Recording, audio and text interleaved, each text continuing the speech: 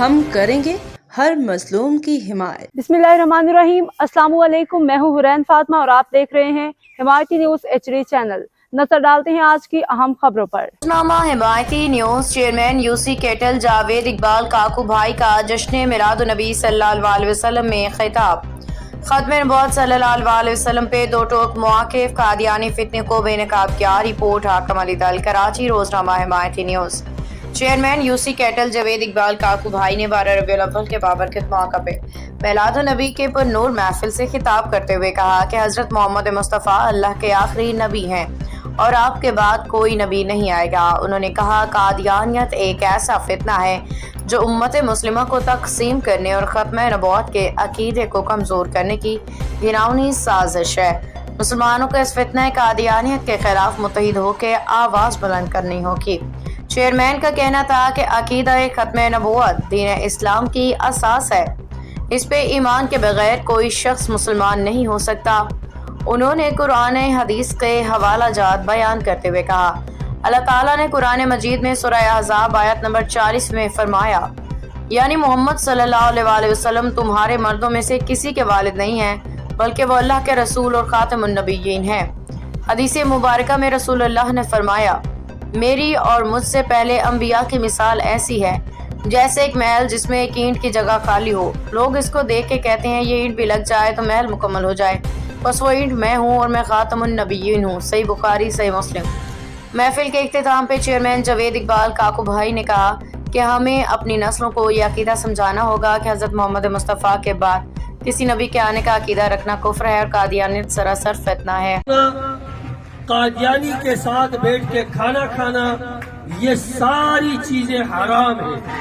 چاہے آپ بکرے کا گوشت کھا رہے ہو اس کے ساتھ بیٹھ کے، اس کی مثال ایسے ہوگی جیسے آپ کسی حرام جانور کا گوشت کھا رہے ہو، کیونکہ ہم سب کچھ پہ کمپرومائز کریں گے، اپنی ذات پہ کریں گے، اپنی اولاد پہ کریں گے، اپنے ماں باپ پہ کریں گے، لیکن جہاں میرے نبی حضور اقدس صلی اللہ علیہ وسلم کی بات آئے گی تو پھر کمپرومائز نہیں ہوگا، پھر صرف اور صرف جھگڑا ہوگا، جنگ ہوگی، چاہے کس حد تک بھی جائے اس حد تک جائیں گے۔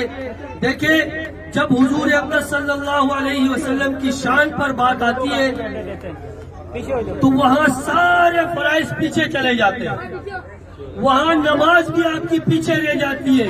جہاں حضور اقدس صلی اللہ علیہ وسلم کے ذات پر بات آئے گی، آج ایک ملعون جو اپنا فتنہ ہمارے اس علاقے کے اندر بہت تیزی کے ساتھ کام کر رہا ہے، آپ تمام لوگ مجھ سمیت ہم سب مل کر ان لوگوں کا پتہ لگائیں، آیا اس علاقے کے اندر، اس گلی کے اندر یا کسی بھی جگہ میں ان کا گھر اگر کسی کو پتہ چلے تو ہم تک ضرور بات پہنچائے۔ اگر وہ خود کوئی کارروائی نہیں کر سکتا تو ہمارے تک بات پہنچائے۔ انشاءاللہ العزیز اللہ نے چاہا وہ ان گلیوں میں کہیں بھی رہتے ہوں، میری یہ آواز ان تک جا رہی ہوگی، انشاءاللہ ہم ان کو ان گلیوں میں بھی رہنے نہیں دیں گے انشاءاللہ۔ اور یہ ہمارا فرض ہے، ہم پہ فرض حضور اقدس صلی اللہ علیہ وسلم کی تحفظ پر کوئی وار ہو اور ہم خاموش ہیں، واللہ نہ آپ کی نمازیں کسی کام کی، نہ صدقہ خیرات کسی کام کا، آپ کا سب کچھ بیکار ہے۔ جب آپ ایک قادیانی کے ساتھ بیٹھ کر آپ کو پتہ ہو کہ یہ قادیانی ملعون ہے، یہ وہ کافر ہے، کافر تو پھر بھی ہم انہیں کافر کہتے ہیں، وہ ہمیں مسلمان کہتے ہیں، یہ کافر ہو کے کہتا ہے کہ میں مسلمان ہوں اور تمہیں کہتا ہے کہ تم کافر ہو، تو اس پہ کوئی کمپرومائز نہیں ہوگا۔ تمام یہاں جتنے بھی بزرگ بھائی دوست جوان نوجوان بیٹھے ہیں، کسی کو یہ پتا چلے کہ ہمارے اس علاقے میں کوئی قادیانی رہ رہا ہے تو آپ فوراً ہمیں انشاءاللہ اس کی اطلاع کریں گے، باقی کارروائی انشاءاللہ ہم اس پہ خود کریں گے۔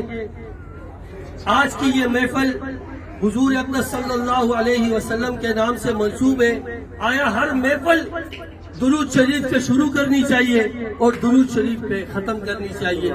میں آخر میں چھوٹا سا حمد کا وہ کہوں گا کہ وہ شاعر کہتا ہے کہ میری قسمت کا میرے خدا تو اگر دور کر دے اندھیرا تو کیا بات ہے. ہجر کی تند تاریک راتوں کا اب ہو حرم میں سویرا تو کیا بات ہے.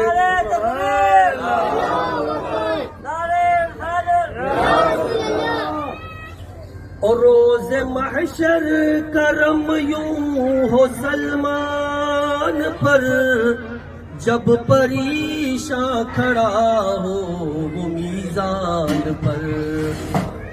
اے روز محشر کرم ہو مسلمان پر جب پریشاں کھڑا ہو وہ میزان پر.